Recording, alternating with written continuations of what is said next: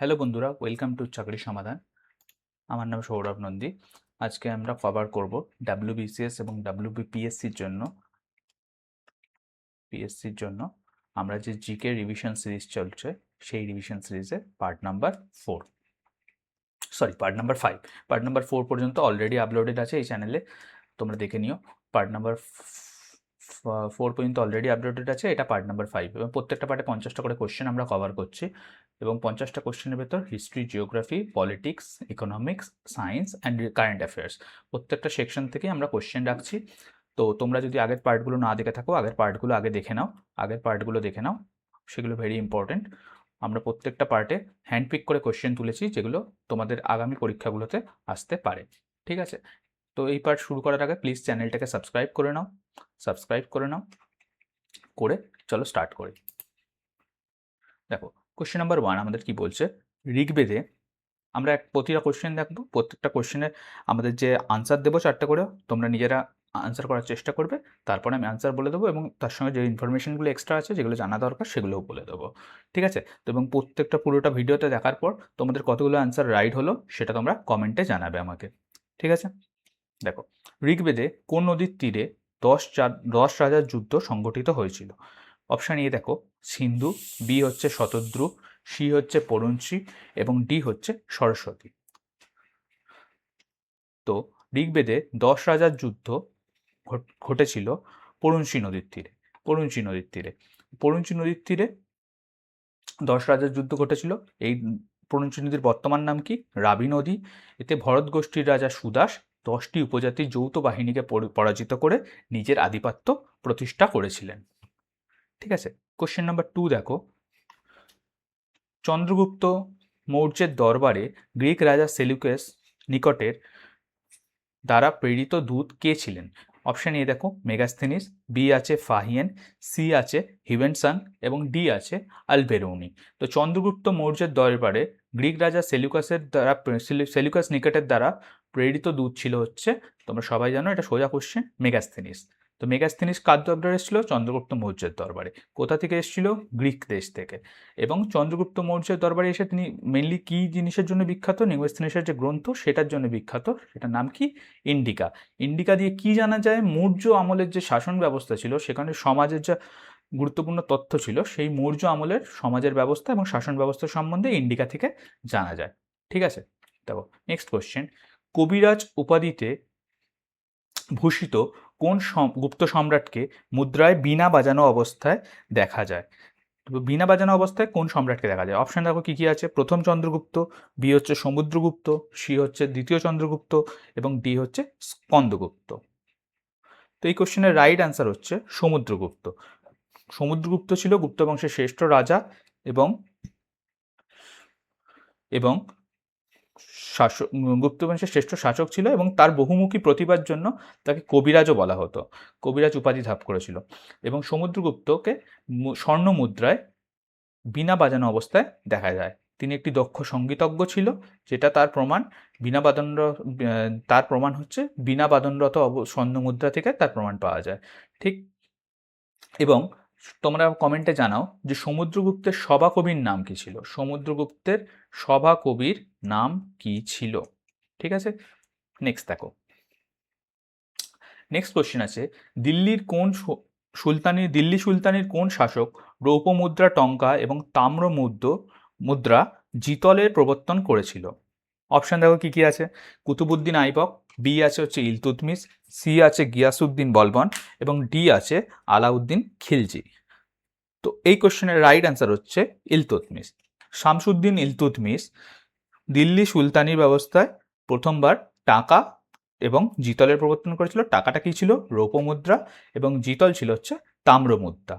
ঠিক আছে, তিনি প্রথম প্রবর্তন করে এবং রৌপ্য মুদ্রার ওজন কত ছিল? 171.5 গ্রাম। ঠিক আছে, নেক্সট, কোন কুষাণ সম্রাট ভারতে প্রথম ব্যাপকভাবে স্বর্ণমুদ্রা প্রবর্তন করেছিল?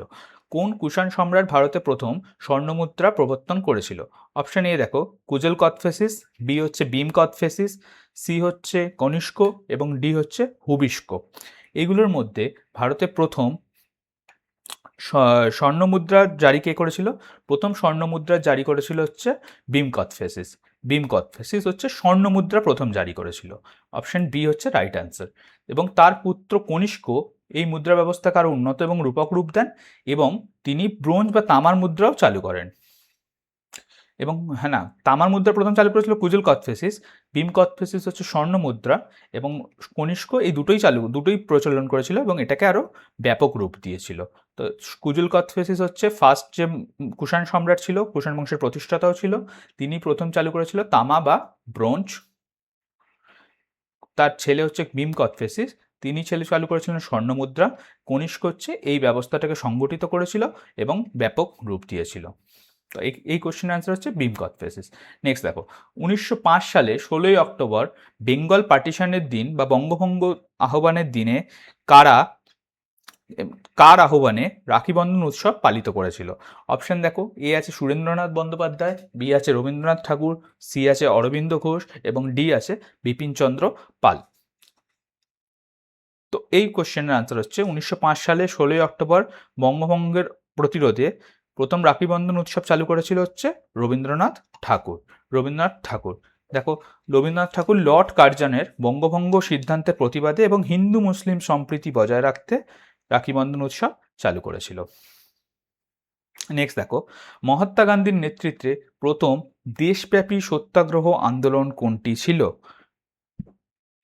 অপশান দেখো, এ আছে চম্পারণ সত্যাগ্রহ, বি আছে খেদা সত্যাগ্রহ, সি আছে রাওলাট সত্যাগ্রহ এবং ডি আছে আহমেদাবাদ সত্যাগ্রহ।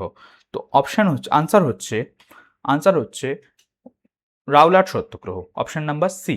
অপশন নাম্বার সি হচ্ছে রাওলাট সত্যাগ্রহ। রাওলাট সত্যাগ্রহ হচ্ছে 1919 সালে যে কুখ্যাত রাওলাট অ্যাক্ট এসেছিল, সেই রাওলাট অ্যাক্টের প্রতিবাদে গান্ধীজি যে সত্যাগ্রহ বা দেশব্যাপী আন্দোলনের ডাক দিয়েছিল সেটাকেই বলা হয় রাওলাট সত্যাগ্রহ। এর আগে হয়েছিল হচ্ছে 1917 সালে, এটা হয়েছিল 1919 সালে। 1919 সালে এটা হচ্ছে প্রথম দেশব্যাপী, এই ওয়ার্ডটা ইম্পর্টেন্ট, দেশব্যাপী মানে এটা নেশন ওয়াইড, এই আন্দোলনটা পুরো দেশ জুড়ে হয়েছিল। এর আগে কিন্তু 2 বছর আগে 1917 সালে হয়েছিল চম্পারণ সত্যাগ্রহ, এটা বিহারের চম্পারণ এরিয়ায় হয়েছিল, কিন্তু এটা হচ্ছে আঞ্চলিক। ঠিক আছে, আঞ্চলিক বললে আনসার হবে 1917 সালে চম্পারণ সত্যাগ্রহ, এবং দেশব্যাপী বললে আনসার হবে 1919-এর রাওলাট সত্যাগ্রহ। রাওলাট সত্যাগ্রহ কেন হয়েছিল? রাওলাট অ্যাক্টের প্রতিবাদে গান্ধীজি প্রথম রাওলাট সত্যাগ্রহ করেছিল, মানে কি বলে, রাওলাট সত্যাগ্রহ জারি করেছিল, এবং রাওলাট সত্যাগ্রহ হচ্ছে ভারতের প্রথম দেশব্যাপী আন্দোলন, দেশব্যাপী সত্যাগ্রহ আন্দোলন। ঠিক আছে, নেক্সট কোশ্চেন দেখো, সুভাষচন্দ্র বসু 1919 সালে ত্রিপুরী অধিবেশনের পর কোন রাজনৈতিক দল তৈরি করে? 1919 সালে কংগ্রেসের ত্রিপুরী অধিবেশনে তোমরা জানোই সবাই, সুভাষচন্দ্র বসু জিতেছিল এবং জেতার পর তিনি বেরিয়ে গিয়ে একটা রাজনৈতিক দল তৈরি করেছিল, সেটার নাম কি ছিল? অপশন এ হচ্ছে আজাদ হিন্দ ফৌজ, বি হচ্ছে ফরওয়ার্ড ব্লক, সি হচ্ছে সোশ্যালিস্ট পার্টি এবং অপশন ডি হচ্ছে স্বরাজ পার্টি। তো এটা রাইট অ্যান্সার হচ্ছে ফরওয়ার্ড ব্লক। ফরওয়ার্ড ব্লক হচ্ছে একটা রাজনৈতিক দল যেটা তৈরি করেছিল হচ্ছে সুভাষচন্দ্র বসু। সবাই কিন্তু জানে আজাদ হিন্দ ফৌজও সুভাষচন্দ্র বসু তৈরি করেছে, আজাদ হিন্দ বসু কিন্তু সুভাষচন্দ্র বসু তৈরি করেনি। আজাদ হিন্দ বসু 1942 সালে তৈরি হয়েছিল, 1943 সালে সুভাষচন্দ্র বসু আজাদ হিন্দ ফৌজ জয়েন করেছিল। তৈরি কে করেছিল এটা তোমরা কমেন্টে লেখো, কোথায় তৈরি করেছিল সেটাও লেখো। ঠিক আছে, তো আমরা এই কোশ্চেনে ফেরত আসি। এই কোশ্চেনে কি বলেছিল? রাজনৈতিক দল ত্রিপুরী অধিবেশনের পরে কোন রাজনৈতিক দল তৈরি করে? হ্যাঁ, সেটার আনসার হচ্ছে তোমার ফরওয়ার্ড ব্লক। এবার কি হয়েছিল 1939-এর তোমার ত্রিপুরী অধিবেশনে? 1939-এর ত্রিপুরী অধিবেশনে প্রথম কথা, ত্রিপুরী হচ্ছে জায়গা যেখানে কংগ্রেসের অধিবেশনটা হয়েছিল। তো এখানে দুজন প্রার্থী ছিল, একটা হচ্ছে পট্টবী সীতারামাইয়া আর একটা হচ্ছে নেতাজি সুভাষচন্দ্র বসু। এই পট্টবী সীতারামাইয়াকে কে নমিনেট করেছিল? গান্ধীজি। গান্ধীজির নমিনেটেড ক্যান্ডিডেট ছিল হচ্ছে পট্টবী সীতারামাইয়া। তাকে হারিয়ে নেতাজি সুভাষচন্দ্র বসু ত্রিপুরী অধিবেশনে জয়লাভ করে এবং কংগ্রেসের প্রেসিডেন্ট হয়। ঠিক, কংগ্রেসের প্রেসিডেন্ট হয়। পরবর্তীকালে মতভেদের জন্য তিনি কংগ্রেস ত্যাগ করে এবং নিজের দল 1939 সালের মে মাসে ফরওয়ার্ড ব্লক গঠন করে। নেক্সট দেখো, বিখ্যাত কাকোরি ট্রেন ডাকাতি 1925-এ যেটা হয়েছিল, কাকোরি ট্রেন ডাকাতি প্রধান কোন বিপ্লবী সংগঠনের দ্বারা সম্পন্ন হয়েছিল? কাকোরি ট্রেন ডাকাতি কোন বিপ্লবী সংগঠনের দ্বারা সম্পন্ন করা হয়েছিল? ফার্স্ট অপশন হচ্ছে অনুশীলন সমিতি, বি হচ্ছে যুগান্তর দল, সি হচ্ছে হিন্দুস্তান রিপাবলিক অ্যাসোসিয়েশন, ডি হচ্ছে গাদার পার্টি। তো এর আনসার হচ্ছে গাদার পার্টি। গাদার পার্টি, সরি, কাকোরি ট্রেন ডাকাতি তৈরি করেছিল Hindustan Republic association. Kakori train ডাকাতি হয়েছিল হিন্দুস্তান রিপাবলিক অ্যাসোসিয়েশনের দ্বারা। 1925-এর 9 আগস্ট লখনউয়ের কাছে কাকোরিতে সরকারি খতিয়ানবাহী ডাউন ট্রেন লুট করে হিন্দুস্তান রিপাবলিক অ্যাসোসিয়েশন দ্বারা নেতৃত্বের কাকোরি ট্রেন ডাকাতি, যেটা কাকোরি ট্রেন ডাকাতি নামে পরিচিত। এর নেতৃত্ব কারা কারা দিয়েছিল? রামপ্রসাদ বিসমিল, আশফাকুল্লাহ খাঁ এবং চন্দ্রশেখর আজাদ। ঠিক। নেক্সট দেখো, নেক্সট কোশ্চেন, 1929 সালের ঐতিহাসিক লাহোর অধিবেশনে ইন্ডিয়ান ন্যাশনাল কংগ্রেস বা আইএনসির সভাপতি কে নির্বাচিত হয়েছিল? তো 1929-এর লাহোর যে অধিবেশন হয়েছিল সেখানের সভাপতি নির্বাচিত কে হয়েছিল? এটা হচ্ছে কোশ্চেন। অপশনগুলো দেখো, মতিলাল নেহেরু, বি হচ্ছে জওহরলাল নেহেরু, সি হচ্ছে সুভাষচন্দ্র বসু, ডি হচ্ছে মহাত্মা গান্ধী। তো এর রাইট আনসার হচ্ছে option B, option B, Jawaharlal Nehru. Jawaharlal Nehru 1929 সালে লাহোর অধিবেশনে আইএনসির সভাপতি নির্বাচিত হয়েছিল। এবং এই লাহোর অধিবেশনের ইম্পর্টেন্সটা কি? লাহোর অধিবেশনের ইম্পর্টেন্স হচ্ছে এই অধিবেশনে প্রথমবার পূর্ণ স্বরাজের প্রস্তাব গৃহীত হয়েছিল। এবং এরপরেই 1929-এ লাহোর অধিবেশনের পরেই 1930 সালের 26শে জানুয়ারি ভারতের প্রথম স্বাধীনতা দিবস পালনের ডাক দেওয়া হয়েছিল। নেক্সট দেখো, নেক্সট কোশ্চেন হচ্ছে, আমরা ইতিহাসের পার্ট দেখলাম, এবার আমরা ভূগোলে যাব। ভূগোলে হচ্ছে আমরা 10খানা ইতিহাসের কোশ্চেন দেখেছি, এবার আমরা ভূগোলের পার্ট দেখব। এরকমভাবে প্রতিটা আমরা যে ভিডিও আপলোড করেছি, অলরেডি যে 4টে পার্ট আপলোড করা আছে, 50টা করে কোশ্চেন্স আছে, এবং তাতেও ইতিহাস ভূগোল এরকমভাবে আলাদা আলাদা পার্ট ডিসক্রাইব করা আছে। ইতিহাস ভূগোল জেনারেলি কী কী আছে? পলিটি আছে, ইকোনমিক্স আছে, তোমার সায়েন্স আছে, অ্যান্ড লাস্টে কারেন্ট অ্যাফেয়ার্সও আছে। সব কটা পার্ট থেকে কোশ্চেন্স নেওয়া আছে। তো তোমরা ওই পার্টগুলো আগে আগে দেখে নেবে, দেখে নিলে তোমার নেক্সট পরীক্ষাগুলোতে খুবই লাভবান হবে। ঠিক আছে? এবং প্রত্যেকটা পার্টগুলো থেকে ইম্পর্টেন্ট যে কোশ্চেনগুলো কভার করা আছে সেগুলো তোমাদের আপকামিং এক্সামে আসতেই পারে। ঠিক। ফার্স্ট কোশ্চেন দেখো, জিওগ্রাফি। ভারতের প্রথম একমাত্র আগ্নেয় সক্রিয়গিরি ব্যারেন দ্বীপ কোথায় অবস্থিত? ব্যারেন দ্বীপ কোথায় অবস্থিত? ভারতে একমাত্র সক্রিয় আগ্নেয়কারী ব্যারেন দ্বীপ কোথায় অবস্থিত? অপশন এ আছে হচ্ছে লাক্ষাদ্বীপ, বি আছে আন্দামান, সি আছে নিকোবর এবং ডি আছে দমন অ্যান্ড দিউ। তো ব্যারেন দ্বীপ কোথায় অবস্থিত? ব্যারেন দ্বীপ অবস্থিত হচ্ছে আন্দামান দ্বীপপুঞ্জে। আন্দামান দ্বীপপুঞ্জে। ইনফরমেশনটা দেখে নাও। এটা হচ্ছে ভারত তথা সমগ্র দক্ষিণ এশিয়ার একমাত্র সক্রিয় আগ্নেয়গিরি। ঠিক আছে? এটা পোর্ট ব্লেয়ার থেকে প্রায় 135 কিলোমিটার দূরে অবস্থিত। নেক্সট দেখো, কোন নদীটি ভারতের বৃদ্ধ গঙ্গা বা দক্ষিণ গঙ্গা নামে পরিচিত? এ দেখো, option A Krishna, option B Godavari, option C Kaveri এবং অপশন ডি হচ্ছে নর্মদা। নর্মদা কোন নদী দক্ষিণ গঙ্গা বা বৃদ্ধ গঙ্গা নামে পরিচিত? এর উত্তর হচ্ছে অপশন বি গোদাবরী। গোদাবরী হচ্ছে ভারতের বৃদ্ধ গঙ্গা বা দক্ষিণ গঙ্গা নামে পরিচিত। কেন বলা হয়? কারণ বিশাল দৈর্ঘ্য এবং অববাহিকার জন্য একে বৃদ্ধ গঙ্গা বলা হয়। কোথা থেকে তৈরি হয়েছে, মানে কোথা থেকে উৎপত্তি হয়েছে গোদাবরী নদী? মহারাষ্ট্রের নাসিকের ত্র্যম্বকেশ্বর থেকে গোদাবরী নদী উৎপত্তি হয়েছে। এবং কোথায় গিয়ে পতিত হয়েছে? বঙ্গোপসাগরে। বঙ্গোপসাগরে। রাইট। এবার তোমরা আমাকে কমেন্টে বলো যে গোদাবরী পশ্চিম বাহিনী নদী না পূর্ব বাহিনী নদী? মানে পশ্চিম দিক থেকে পূর্ব দিকে গেছে ভারতের, না পূর্ব দিক থেকে পশ্চিম দিকে গেছে? ঠিক আছে। নেক্সট দেখো, ভারতে গ্রীষ্মকালে উত্তর পশ্চিম সমভূমি অঞ্চলে যে অত্যন্ত উত্তপ্ত শুষ্ক বাতাস বয় তাহাকে কি বলে? এ হচ্ছে কালবৈশাখী, অপশন বি হচ্ছে লু, অপশন সি হচ্ছে আন্ধি এবং অপশন ডি হচ্ছে ম্যাঙ্গো শাওয়ার। এটা খুব সোজা কোশ্চেন, তোমরা সবাই জানো। তো গরমকালে যে অত্যন্ত উত্তপ্ত এবং শুষ্ক বাতাস বয় তাকে বলা হচ্ছে লু। ঠিক আছে? একে লু বলে। জেনারেলি কোন কোন রাজ্যের ওপর দিয়ে প্রবাহিত হয়? মে জুন মাসে রাজস্থান, পাঞ্জাব, হরিয়ানা এবং উত্তরপ্রদেশে বেশিরভাগ দেখা যায়। তো কালবৈশাখীটা কি? কালবৈশাখীটা হচ্ছে এই গরমকালেই উৎপন্ন গাঙ্গেয় পশ্চিমবঙ্গে উৎপন্ন বজ্রঝড়, যাকে বলা হয় কালবৈশাখী। ঠিক। নেক্সট কোশ্চেন দেখো, কোন প্রকার মৃত্তিকা তুলা চাষের জন্য উপযোগী এবং রেগুন নামে পরিচিত? অপশন এ দেখো পলিমাটি, বি হচ্ছে কৃষ্ণ মৃত্তিকা, সি হচ্ছে ল্যাটেরাইট মৃত্তিকা এবং ডি হচ্ছে লোহিত মৃত্তিকা। তো এর রাইট অ্যান্সার হচ্ছে অপশন বি কৃষ্ণ মৃত্তিকা। কৃষ্ণ মৃত্তিকা বা কালো মাটি তার জল ধারণ ক্ষমতার জন্য তুলা চাষের জন্য আদর্শ, তুলা চাষের জন্য আদর্শ। এবং দাক্ষিণাত্যের ব্যাসাল্ট লাভা মালভূমি অঞ্চলে এই মাটি দেখা যায়। এর আরেক নাম কি রেগুর বা ব্ল্যাক কটন সয়েল, বা রেগুর বা ব্ল্যাক কটন সয়েল। নেক্সট দেখো, ভারতের বৃহত্তম কয়লা ক্ষেত্র ঝরিয়া, ঝরিয়া কোন রাজ্যে অবস্থিত? এ দেখো পশ্চিমবঙ্গ, অপশন বি হচ্ছে উড়িষ্যা, অপশন সি হচ্ছে ঝাড়খণ্ড এবং অপশন ডি হচ্ছে ছত্তিশগড়। তো এগুলোর মধ্যে রাইট অ্যান্সার হচ্ছে ঝাড়খণ্ড। ঝাড়খণ্ডে ঝরিয়ার অবস্থিত। ঠিক আছে, ঝরিয়া হচ্ছে ভারতের বৃহত্তম কয়লা খনি। এখানে কি রকমের কয়লা পাওয়া যায় জেনারেলি? এখানে জেনারেলি বিটুমিনাস কয়লা পাওয়া যায়, রাইট, বিটুমিনাস।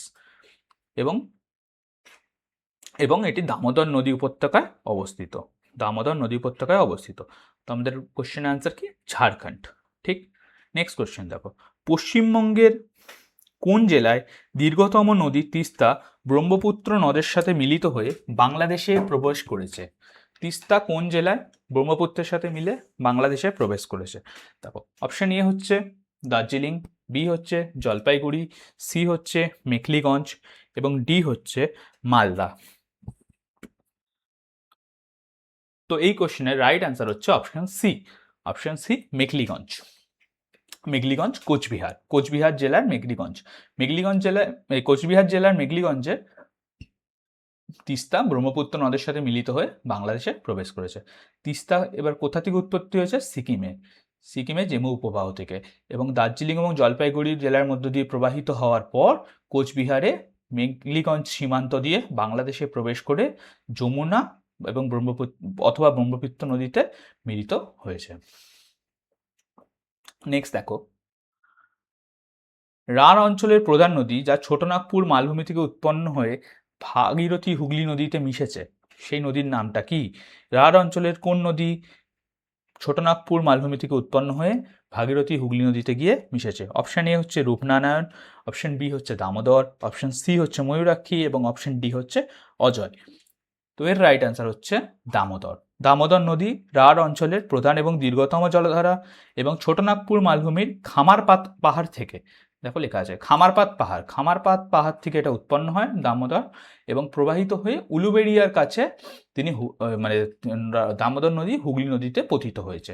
একে একসময় বাংলার দুঃখ বলা হতো, বাংলার দুঃখ। ঠিক আছে, দামোদর নদীকে বাংলার দুঃখ বা সরো অফ বেঙ্গল বলা হতো।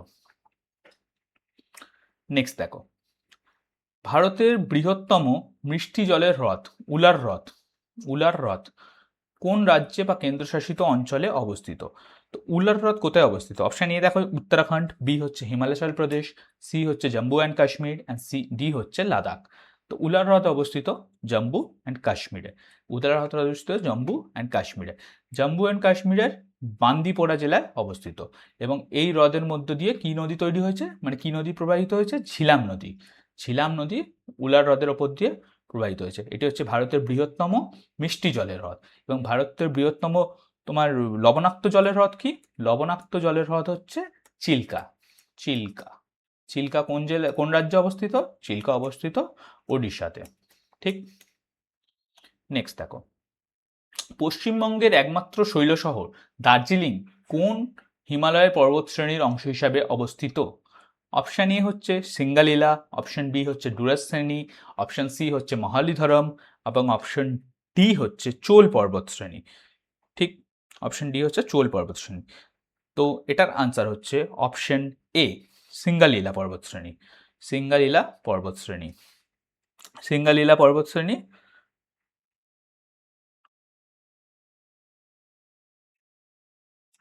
সিঙ্গালীলা পর্বতশ্রেণী হচ্ছে সিঙ্গালীলা পর্বতশ্রেণী হচ্ছে দার্জিলিং আর নেপালের, পশ্চিমবঙ্গ আর নেপালের মধ্যে বর্ডার তৈরি করেছে এবং দার্জিলিং শহর তৈরি হচ্ছে মহালিধরম ঘুম শৈলশিরার উপর গঠিত হয়েছে। সিঙ্গালীলা হচ্ছে পশ্চিমবঙ্গ আর নেপালের মধ্যে বর্ডার ক্রিয়েট করেছে, বর্ডার ক্রিয়েট করেছে। এবং পশ্চিমবঙ্গের সর্বোচ্চ শৃঙ্গের নাম কি? সান্দাকফু, সান্দাকফু। এটা হচ্ছে তোমার সিঙ্গালীলা পর্বতশ্রেণীর অন্তর্গত, সান্দাকফু হচ্ছে সিঙ্গালীলা পর্বতশ্রেণীর অন্তর্গত, এবং দার্জিলিং হচ্ছে তোমার মহালিধরম শ্রেণী, মহালিধরম ঘুম শৈলশ্রেণীর অংশ। ঠিক, নেক্সট হচ্ছে কোন রেভলিউশন বা বিপ্লব ভারতের তৈলবীজ উৎপাদন বৃদ্ধির সঙ্গে সরাসরি সম্পর্কিত? তো তৈলবীজের সঙ্গে সম্পর্কিত যে বিপ্লব, সেই বিপ্লবকে কি বলা হয়? সেই বিপ্লবকে বলা হয়, অপশন এ আছে হচ্ছে হলুদ বিপ্লব, বি হচ্ছে নীল বিপ্লব, সি হচ্ছে রূপালী বিপ্লব এবং ডি হচ্ছে গোল বিপ্লব। তো তৈলবীজের সঙ্গে জড়িত হচ্ছে হলুদ বিপ্লব, হলুদ বিপ্লব বা ইয়েলো রেভলিউশন। ঠিক আছে, ভারতে সর্ষে বা সূর্যমুখী প্রভৃতি তৈলবীজ উৎপাদন ব্যাপক হারে বাড়াতে 1986-এ ইয়েলো রেভলিউশন প্রবর্তিত মানে স্টার্ট হয়েছিল। এর সঙ্গে নীল বিপ্লব দেখো কিসের সাথে জড়িত? মাছের সাথে, মাছ, ফিশ প্রোডাকশনের সাথে। রূপালী বিপ্লব কিসের সাথে জড়িত? ডিম, এগের সাথে। এবং গোল বিপ্লব কিসের সাথে জড়িত? আলু, পটাটোর সাথে জড়িত। ঠিক আছে, নেক্সট দেখো, তোমরা কমেন্টে জানাও হোয়াইট রেভলিউশন বা সাদা বিপ্লব, হোয়াইট রেভলিউশন কিসের সাথে জড়িত? এটা কমেন্ট করে জানাবে। এটা হচ্ছে আজকের কোশ্চেন নাম্বার 2। এর আগে আমরা একটা কোশ্চেন দিয়েছি, এটা হচ্ছে কোশ্চেন নাম্বার 2। ভারতীয় সংবিধানের রাষ্ট্র পরিচালনার নির্দেশমূলক নীতি, ঠিক আছে, বা directive principle of state principles, এটি ভারতের কোন দেশের সংবিধান থেকে গৃহীত হয়েছে, মানে এর কনসেপ্টটা কোথা থেকে নেওয়া হয়েছে? অপশন এ হচ্ছে মার্কিন যুক্তরাষ্ট্র, বি হচ্ছে আয়ারল্যান্ড, সি হচ্ছে অস্ট্রেলিয়া, অপশন ডি হচ্ছে সোভিয়েত ইউনিয়ন। তো এর রাইট অ্যান্সার হচ্ছে আয়ারল্যান্ড থেকে ডিপিএসপির কনসেপ্টটা নেওয়া হয়েছে। ডিপিএসপি কোথায় বর্ণিত করা আছে? সংবিধানের ফোর্থ পার্টে পার্ট নাম্বার 4-এ ডিপিএসপি বর্ণিত করা আছে। ঠিক আছে, এটা কোথা থেকে কপি করা হয়েছে? আয়ারল্যান্ড থেকে, আয়ারল্যান্ড। নেক্সট দেখো, কোন ভারতীয় সংবিধানের কোন অংশে বা পার্টে একক নাগরিকত্ব বা সিঙ্গেল সিটিজেনশিপের কথা বলা আছে? সিঙ্গেল সিটিজেনশিপ ভারতের সংবিধানের কোন পার্টে বলা আছে? অপশন এ হচ্ছে পার্ট 1, বি হচ্ছে পার্ট 2, সি হচ্ছে পার্ট 3 এবং ডি হচ্ছে পার্ট 4। তো একক নাগরিকত্ব বা তোমার সিঙ্গেল সিটিজেনশিপ ভারতে বলা আছে হচ্ছে পার্ট 2-তে, পার্ট 2-তে আর্টিকেল নাম্বার 5 থেকে আর্টিকেল নাম্বার 11-এর মধ্যে সিঙ্গেল সিটিজেনশিপকে বর্ণিত করা আছে। কোথা থেকে এটা নেওয়া হয়েছে? এর কনসেপ্ট নেওয়া হয়েছে ব্রিটিশ কনস্টিটিউশন থেকে আমরা এই কনসেপ্টটা নিয়েছিলাম। ঠিক আছে, ভারতে কোনো দ্বৈত নাগরিকত্ব নেই। এবার তোমরা বলো তো, দ্বৈত নাগরিকত্ব আছে এমন একটা গণতান্ত্রিক দেশের নাম কি? এটা তোমরা কমেন্টে জানাবে। ডুয়াল সিটিজেনশিপ বা দ্বৈত নাগরিকত্ব আছে এমন একটা দেশের নাম কি? এটা আমরা অলরেডি একটা ভিডিওতে যে রিভিশন সিরিজ চলছে সেখানে আমরা বলেছিলাম, তোমরা এটা কমেন্টে জানাবে। আগের পার্টগুলো দেখবে, এইসব কনসেপ্টগুলো ভালো করে ক্লিয়ার হয়ে যাবে। প্রত্যেকটা পার্ট দেখো, এটা হচ্ছে পার্ট 5। প্রত্যেকদিন আমাদের একটা করে পার্ট আপলোড হয়, প্রত্যেকটা পার্টে 50টা করে কোয়েশ্চেন্স আমরা কভার করি। ঠিক, নেক্সট দেখো, কোন মৌলিক অধিকারটিকে ডক্টর বি.আর. আম্বেদকর সংবিধানের হৃদয় ও আত্মা বলেছে? কোন ফান্ডামেন্টাল রাইটটাকে ডক্টর বি.আর. আম্বেদকর সংবিধানের হার্ট অ্যান্ড সোল মানে হৃদয় এবং আত্মা বলেছে? তো অপশন এ দেখো সাম্যের অধিকার, বি হচ্ছে স্বাধীনতার অধিকার, সি হচ্ছে সাংবিধানিক প্রতিবিধানের অধিকার এবং ডি হচ্ছে ধর্মীয় স্বাধীনতার অধিকার। এর মধ্যে কোনটাকে বি.আর. আম্বেদকর কনস্টিটিউশনে সোল অ্যান্ড হার্ট বলেছে? ঠিক আছে, তো এর রাইট অ্যান্সার হচ্ছে অপশন নাম্বার সি, সাংবিধানিক প্রতিবিধানের অধিকার, right two constitutional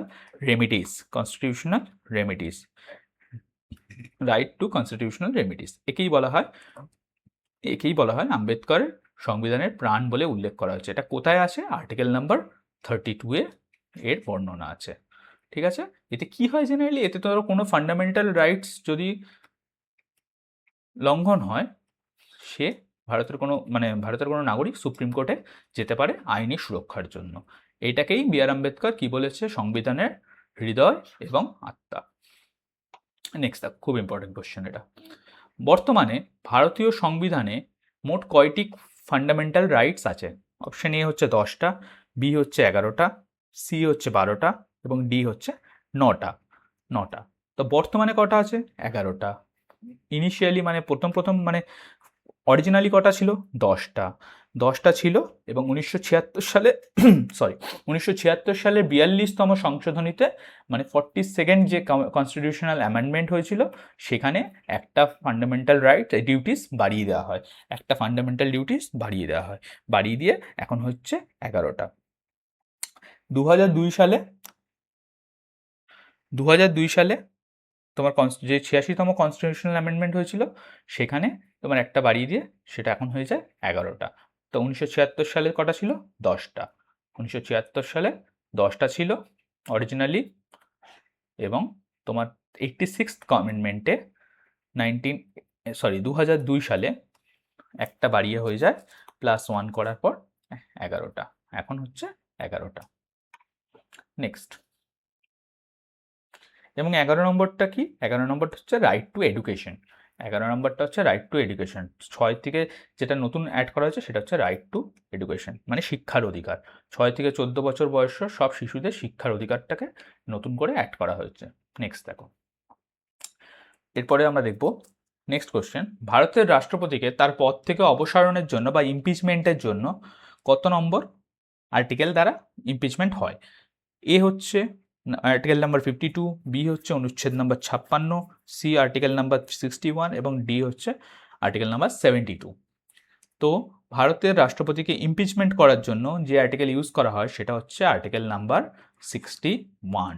article number 61। Article number 61 অনুযায়ী সংবিধান লঙ্ঘনের জন্য রাষ্ট্রপতিকে ইমপিচমেন্ট পদ্ধতির দ্বারা অপসারণ করা যায়। এই প্রস্তাব সংসদের যে কোনো কক্ষে, মানে ইদার লোকসভা অর রাজ্যসভা, যে কোনো কক্ষে তোলা যায়। নেক্সট কোশ্চেন দেখো, সংসদের 2 কক্ষের যৌথ অধিবেশন কে আহ্বান করেন এবং কে এতে সভাপতিত্ব করেন? তো জয়েন্ট সিটিং মানে লোকসভা এবং রাজ্যসভার জয়েন্ট সিটিং কে ইনিশিয়েট করেন এবং কে এতে সভাপতিত্ব করেন? 1 নম্বর অপশন হচ্ছে অপশন এ, রাষ্ট্রপতি আহ্বান করেন এবং স্পিকার সভাপতিত্ব করেন। অপশন বি হচ্ছে স্পিকার আহ্বান করেন, উপরাষ্ট্রপতি সভাপতিত্ব করেন। অপশন সি হচ্ছে উপরাষ্ট্রপতি আহ্বান করেন, প্রধানমন্ত্রী সভাপতিত্ব করেন। অপশন ডি হচ্ছে প্রধানমন্ত্রী আহ্বান করেন এবং রাষ্ট্রপতি সভাপতিত্ব করেন। তো এর মধ্যে রাইট অ্যান্সার হচ্ছে অপশন এ, রাষ্ট্রপতি আহ্বান করে এবং স্পিকার, যে লোকসভার স্পিকার হয়, সেই সভাপতিত্ব করে। ঠিক আছে, এটা হচ্ছে কত নম্বর আর্টিকেলে হয়েছে? জয়েন্ট সিটিং অফ হাউসেস, এটা কভার করা আছে আর্টিকেল নাম্বার 108-এ। আর্টিকেল নাম্বার 108-এ, ভেরি ভেরি ইম্পর্টেন্ট। নেক্সট দেখো, কোন সংবিধান সংশোধনীর মাধ্যমে ভারতে পঞ্চায়েতি রাজ ব্যবস্থাকে সাংবিধানিক স্বীকৃতি দেওয়া হয়েছিল? আর্টিকেল নাম্বার, এবার তোমার অপশনগুলো দেখো, 42nd, অপশন বি হচ্ছে 44th, অপশন সি হচ্ছে 73rd এবং অপশন ডি হচ্ছে 74th। তো পঞ্চায়েত রাজ ব্যবস্থাকে তোমার সাংবিধানিক স্বীকৃতি দেওয়া হয়েছিল 73rd কনস্টিটিউশনাল অ্যামেন্ডমেন্টের জন্য। এটা তো খুব ইম্পর্টেন্ট এবং ফেমাস একটা কোশ্চেন। এবং 73rd অ্যামেন্ডমেন্টের মাধ্যমে 1992-তে বলবন্ত রায় মেহতা কমিটির সুপারিশে পঞ্চায়েতি রাজ ব্যবস্থাকে কনস্টিটিউশনের সাংবিধানিক স্বীকৃতি দেওয়া হয়েছিল। এটা কোথায় বর্ণিত আছে? পার্ট 9 অফ কনস্টিটিউশন এবং 11th শিডিউলে। ঠিক আছে, পঞ্চায়েতি রাজ ব্যবস্থাকে আইনি এবং সাংবিধানিক স্বীকৃতি দেওয়া হয়েছিল। এবং 74th কনস্টিটিউশনাল অ্যামেন্ডমেন্টে কি হয়েছিল? 74th-এ হচ্ছে মিউনিসিপ্যাল কর্পোরেশনটাকেও একইভাবে সাংবিধানিক এবং আইনি স্বীকৃতি দেওয়া হয়েছিল, মিউনিসিপ্যালিটি বা পৌরসভাকে। ঠিক আছে, নেক্সট দেখো, আর্থিক জরুরি অবস্থা সংবিধানের কোন অনুচ্ছেদের অধীনে জারি করা যেতে পারে, মানে কোন আর্টিকেলে ফাইন্যান্সিয়াল এমার্জেন্সিকে ডেসক্রাইব করা আছে? অপশন এ হচ্ছে আর্টিকেল নাম্বার 352, বি হচ্ছে আর্টিকেল নাম্বার 356, সি হচ্ছে আর্টিকেল নাম্বার 360 এবং ডি হচ্ছে আর্টিকেল নাম্বার 358। তো এর রাইট অ্যান্সার হচ্ছে অপশন সি, আর্টিকেল নাম্বার 360। তোমরা আমাকে কমেন্টে জানাও আরও 2 রকমের, যেরকম 3টে আমাদের এমার্জেন্সি হয়, ঠিক আছে, একটা হচ্ছে ন্যাশনাল এমার্জেন্সি, একটা হচ্ছে স্টেট এমার্জেন্সি, একটা হচ্ছে ফাইন্যান্সিয়াল এমার্জেন্সি। এটা হচ্ছে আর্টিকেল নাম্বার 360। তো ন্যাশনাল এমার্জেন্সি কত নম্বর আর্টিকেলে হয় এবং স্টেট এমার্জেন্সি কত নম্বর আর্টিকেলে হয়, ঠিক আছে, এটা তোমরা কমেন্টে জানাবে। তো এবার দেখে নাও, সংবিধানের আর্টিকেল 360-র মাধ্যমে রাষ্ট্রপতিকে আর্থিক জরুরি অবস্থা জারি করার ক্ষমতা দেয়। এক রাষ্ট্রপতি জারি করতে পারে এবং ভারতে একবার মাত্র আর্থিক জরুরি অবস্থা জারি হয়েছে ইতিহাসে এতদিনে একবারই মাত্র ফাইন্যান্সিয়াল এমার্জেন্সি জারি করা হয়েছিল। দেখো নেক্সট কোয়েশ্চেন, ভারতের নির্বাচন কমিশনার মানে ইলেকশন কমিশনার অফ ইন্ডিয়া এটা কিন ধরনের সংস্থা? এটা কি সাংবিধানিক সংবিধিবদ্ধ সংস্থা মানে স্ট্যাটিউটারি বডি, না এটা হচ্ছে অটোনমাস স্ট্যাটিউটারি বডি, না এটা হচ্ছে বেসরকারি সংস্থা মানে প্রাইভেট বডি, না এটা অস্থায়ী উপদেষ্টা কমিটি? এটা কি? এটা অ্যাকচুয়ালি এটা হচ্ছে অপশন নাম্বার বি, সাংবিধানিক স্বায়ত্তশাসিত সংস্থা মানে অটোনমাস কনস্টিটিউশনাল বডি। এটা হচ্ছে কোন নাম্বার আর্টিকেলে তৈরি হয়েছে? আর্টিকেল নাম্বার 324 মাধ্যমে, আর্টিকেল নাম্বার 324-এর মাধ্যমে আমাদের ইলেকশন কমিশন অফ ইন্ডিয়া তৈরি করা হয়েছিল। এটা কি রকমের বডি? এটা একটা autonomous body. Election commission of India কোন কোন নির্বাচন পরিচালনার দায়িত্ব করে? ভারতের রাষ্ট্রপতি নির্বাচন, উপরাষ্ট্রপতি, সংসদ মানে লোকসভা নির্বাচন এবং রাজ্য বিধানসভার নির্বাচন সব কিছু পরিচালনা করার দায় হচ্ছে ইলেকশন কমিশন অফ ইন্ডিয়ার ওপর। ঠিক, নেক্সট দেখো, সংবিধান সংশোধন করার জন্য সংসদের ক্ষমতা ও পদ্ধতি কোন অনুচ্ছেদে বিস্তারিতভাবে আলোচনা করা আছে? ঠিক আছে, এটা অপশানগুলো দেখো, আর্টিকেল নাম্বার 360, বি হচ্ছে 368, সি হচ্ছে 370 এবং ডি হচ্ছে 356। তো আমাদের কনস্টিটিউশনাল অ্যামেন্ডমেন্ট সেটা আমাদের কত নম্বর আর্টিকেলে বর্ণিত আছে? অপশান বি রাইট অ্যান্সার হচ্ছে আর্টিকেল নাম্বার 368। এবং পার্ট নাম্বার দেখে নাও, পার্ট নাম্বার হচ্ছে 20, পার্ট নাম্বার হচ্ছে 20।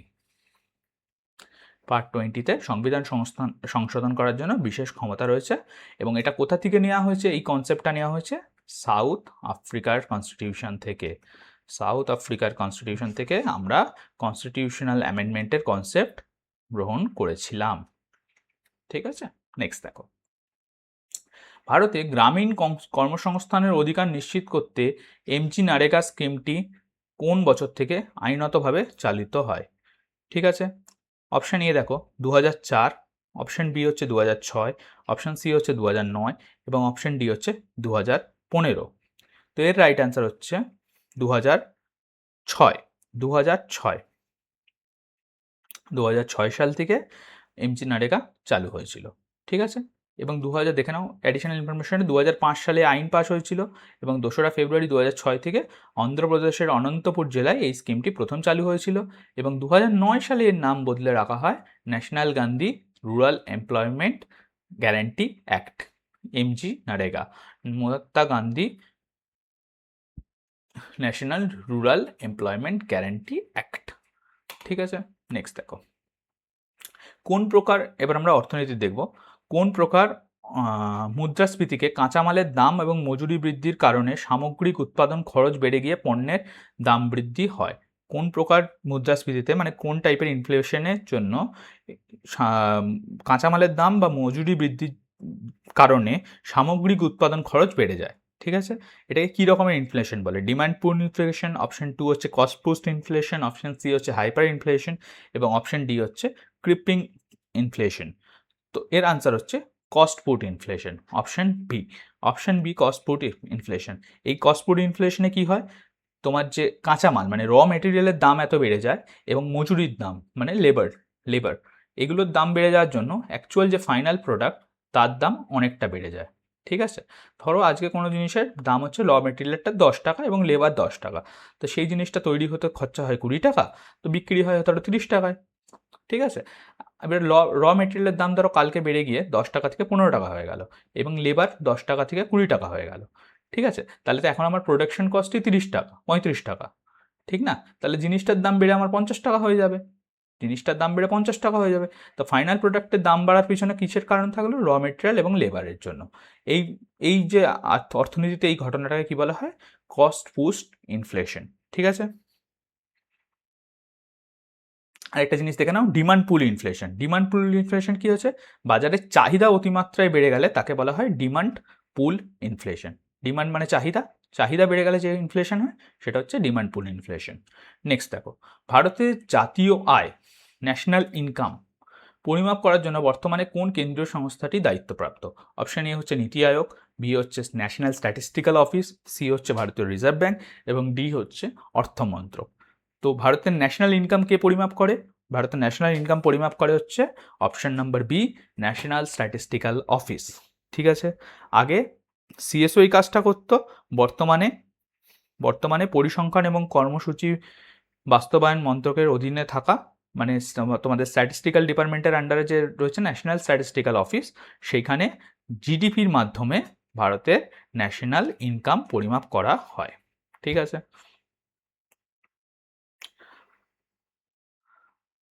দেখো নেক্সট কোশ্চেন, ভারতের মূলধন বাজার বা শেয়ার বাজারের সর্বোচ্চ আইনি সংস্থা কোনটি? শেয়ার বাজারের সর্বোচ্চ আইনি সংস্থা বা কন্ট্রোলিং বডি কোনটি? এ হচ্ছে আরবিআই, বি হচ্ছে সেবি, সি হচ্ছে আইআরডিআই এবং ডি হচ্ছে মিনিস্ট্রি অফ ফাইন্যান্স।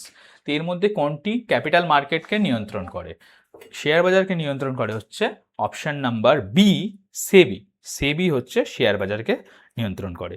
সেবি কত সালে প্রতিষ্ঠিত হয়েছিল? 1992। সেবি হচ্ছে 1992। তোমরা আমাকে কমেন্টে জানাও যে সেবির হেডকোয়ার্টার কোথায় অবস্থিত এবং বর্তমানে সেবির চেয়ারম্যানের নাম কি? বর্তমানে সেবির চেয়ারম্যানের নাম কি? এই দুটো তোমরা কমেন্টে আনসার করো। ঠিক আছে, নেক্সট দেখো, এবং আরবিআই ভারতের ব্যাংকিং ক্ষেত্রকে ইয়ে করে, দেখে নাও কোশ্চেনটা কয়েকটা জিনিস দেখে নাও। আরবিআই হচ্ছে ভারতের ব্যাংকিং ক্ষেত্র নিয়ন্ত্রণ করে। সেবি যেমন আমাদের শেয়ার মার্কেট দেখে, আরবিআই দেখে হচ্ছে ব্যাংকিং ক্ষেত্র। আইআরডিআই হচ্ছে তোমার Indian insurance regulatory development authority of India, এটা হচ্ছে আমাদের বিমা ক্ষেত্র, মানে ইন্স্যুরেন্সের জায়গাটা দেখে। ঠিক আছে, নেক্সট দেখো, সংবিধানের কত নম্বর অনুচ্ছেদে কেন্দ্র সরকারের বার্ষিক আর্থিক বিবৃতি বা বাজেট দেওয়া হয়? বাজেট কত নম্বর আর্টিকেলে প্রবেশ করা হয়? বাজেট হচ্ছে আর্টিকেল নাম্বার 112, এটায় বাজেটের ব্যাপারে উল্লেখ করা আছে। ঠিক আছে, বাজেট শব্দটা সরাসরি আমাদের কনস্টিটিউশনে নেই। বাজেট শব্দটা হচ্ছে অ্যানুয়াল ফাইন্যান্সিয়াল স্টেটমেন্ট বলা আছে, যেটাকে আমরা বাজেট হিসাবে চিনি। নেক্সট দেখো, শব্দের তীব্রতা মাপার জন্য কোন এককটি ব্যবহার করা হয়?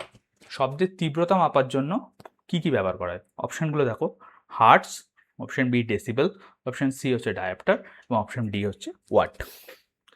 তো এর আনসার হচ্ছে ডেসিবেল। ডেসিবেল দিয়ে শব্দের তীব্রতা মাপা হয়। ঠিক আছে, এবং হার্টস দিয়ে কি মাপা হয়? শব্দের কম্পাঙ্ক মাপা হয়। লেন্সের ক্ষমতা কি দিয়ে মাপা হয়? ডায়োপ্টারে।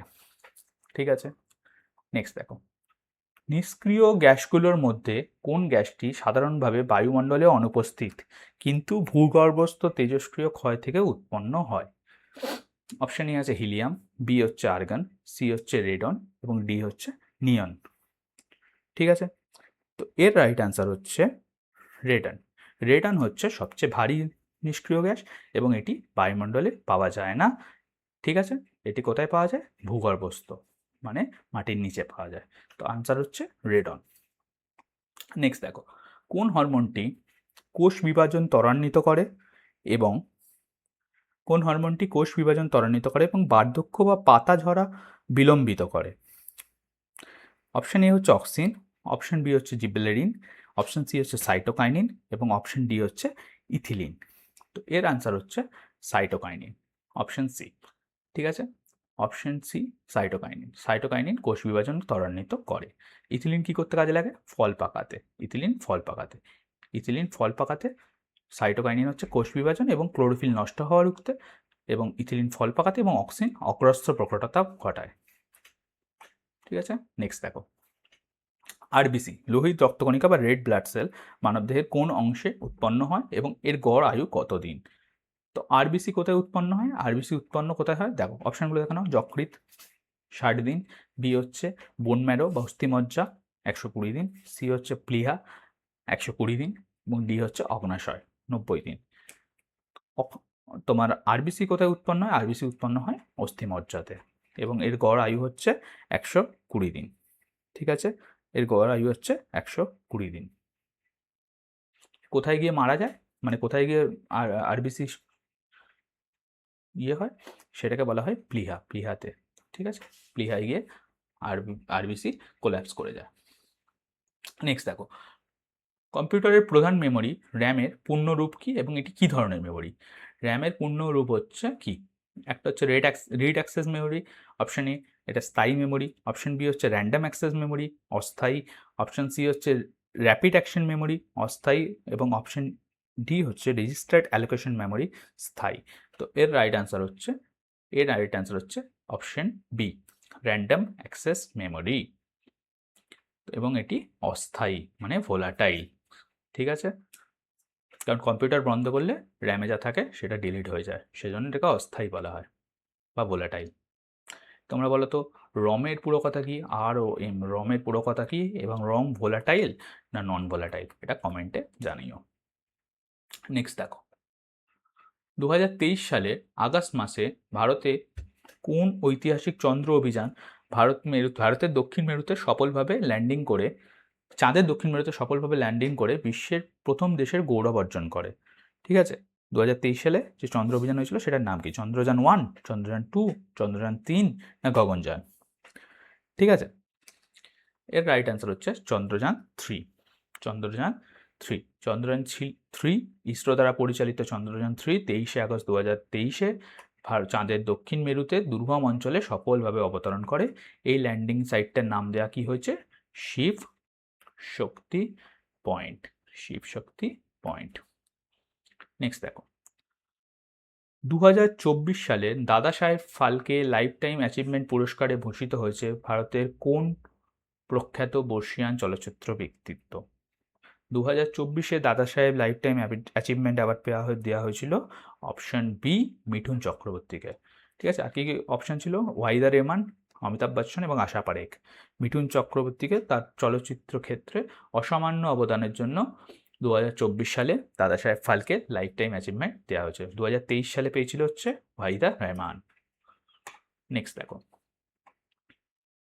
2024 সালে অনুষ্ঠিত প্যারিস অলিম্পিকে পুরুষদের জ্যাভলিন থ্রো প্রতিযোগিতায় ভারতের নীরজ চোপড়া কোন পদক জয় করেছিল? অপশন এ হচ্ছে সোনা, বি হচ্ছে রূপো, সি হচ্ছে ব্রোঞ্জ এবং ডি হচ্ছে কোনোটিই নয়। তো তোমরা জানো নিশ্চয়ই নীরজ চোপড়া 2024 অলিম্পিকে সেকেন্ড হয়ে রূপো পেয়েছিল, এবং 2020 টোকিও অলিম্পিকে টোকিওতে ফার্স্ট হয়ে সোনা পেয়েছিল, মানে গোল্ড পেয়েছিল। ঠিক আছে, এবং এই 2024-এ ফার্স্ট কে হয়েছিল? পাকিস্তানের আরশাদ নদীম ফার্স্ট হয়েছিল 2024-এ, তিনি সোনা পেয়েছিল। ঠিক আছে, নেক্সট দেখো, বর্তমান ভারতের প্রধান বিচারপতি হিসাবে কে দায়িত্ব পালন করছে? এটা একটুখানি তোমার আউটডেটেড আছে অপশনগুলো, তো অপশনগুলো দেখে লাভ নেই। ভারতের বর্তমান প্রধান বিচারপতির নাম হচ্ছে সূর্যকান্ত, সূর্যকান্ত। ঠিক আছে, নেক্সট দেখো, 2025 সালের বৈশ্বিক সূচক অনুযায়ী ওয়ার্ল্ড প্রেস ফ্রিডম ইন্ডেক্স এতে ভারতের বর্তমান র্যাঙ্ক কত?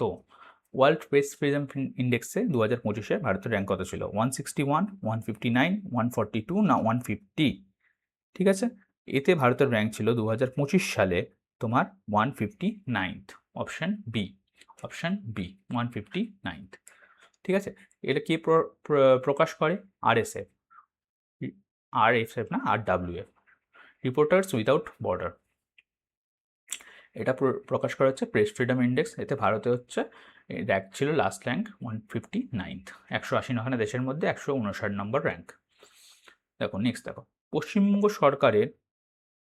পশ্চিমবঙ্গ সরকারের কোন ফ্ল্যাগশিপ প্রকল্পকে মহিলাদের ক্ষমতায়নের জন্য মর্যাদাপূর্ণ স্কচ গোল্ড অ্যাওয়ার্ড পেয়েছে?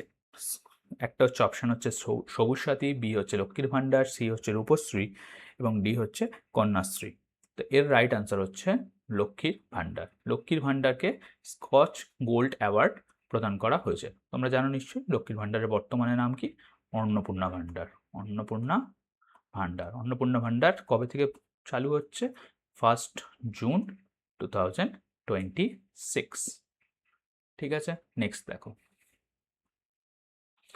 2025 সালের 1 জানুয়ারি থেকে আনুষ্ঠানিকভাবে কোন দেশ G20 সভাপতিত্ব করেছে? 2025-এর যে তোমার G20 সাবমিট হয়েছিল, সেই G20 সাবমিটে কোন দেশ সভাপতিত্ব বা প্রেসিডেন্সি গ্রহণ করেছে? ঠিক আছে, অপশান এ দেখো ভারত, বি হচ্ছে ব্রাজিল, সি হচ্ছে দক্ষিণ আফ্রিকা এবং ডি হচ্ছে মার্কিন যুক্তরাষ্ট্র। 2024-এ তো প্রেসিডেন্সি মানে সভাপতিত্ব করেছে হচ্ছে দক্ষিণ আফ্রিকা, আর 2024-এ করেছিল হচ্ছে ব্রাজিল। ঠিক আছে, 2024-এ ব্রাজিল, 2025-এ দক্ষিণ আফ্রিকা। নেক্সট দেখো, ইসরো 2025 এবং 26 সালের ভেতর ভারতের প্রথম মানববাহী মহাকাশ মিশনের জন্য কোন মহাকাশযানটি প্রস্তুত করেছে? নামগুলো দেখো, অপশন দেখো, আদিত্য L1, অপশন বি হচ্ছে গগনয়ান, অপশন সি হচ্ছে শুক্রযান এবং অপশন ডি হচ্ছে নিসার। ঠিক আছে, তো এর রাইট অ্যান্সার হচ্ছে গগনযান। গগনযান হচ্ছে প্রথম মানববাহী মহাকাশ মিশনের জন্য তৈরি। ঠিক আছে, এর লক্ষ্য হচ্ছে 3 জন নভোচারী বা অ্যাস্ট্রোনটকে কক্ষপথে পাঠিয়ে 3 দিন পর নিরাপদে পৃথিবীতে ফিরিয়ে আনা। ঠিক আছে, গগনয়ান।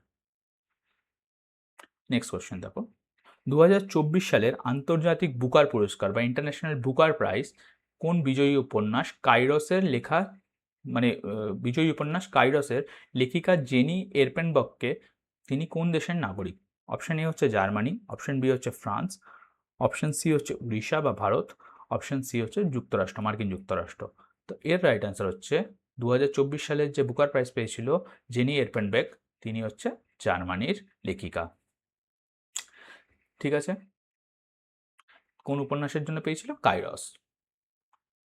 এটি হচ্ছে পূর্ব এবং পশ্চিম জার্মানির প্রেক্ষাপটে বিভাজনের প্রেক্ষাপটে রচিত একটি গল্প। নেক্সট কোশ্চেন দেখো, ভারত ও কোন দেশের নৌবাহিনীর মধ্যে দ্বিপাক্ষিক যৌথ সামুদ্রিক মহড়ার নাম বরুণ? বরুণ হচ্ছে ভারত এবং কোন দেশের মধ্যে যে যৌথ সামুদ্রিক মহড়া হয় তার নাম? অপশন এ হচ্ছে মার্কিন যুক্তরাষ্ট্র, বি হচ্ছে ফ্রান্স, সি হচ্ছে জাপান, ডি হচ্ছে দ্বিতীয় যুক্তরাষ্ট্র আছে। যাই হোক, এর রাইট অ্যান্সার হচ্ছে ফ্রান্স। অপশন বি, ফ্রান্স হচ্ছে ইন্ডিয়া এবং ফ্রান্সের মধ্যে যে তোমাদের নেভাল এক্সারসাইজ হয় তার নাম হচ্ছে বরুণা। কোথায় হয়?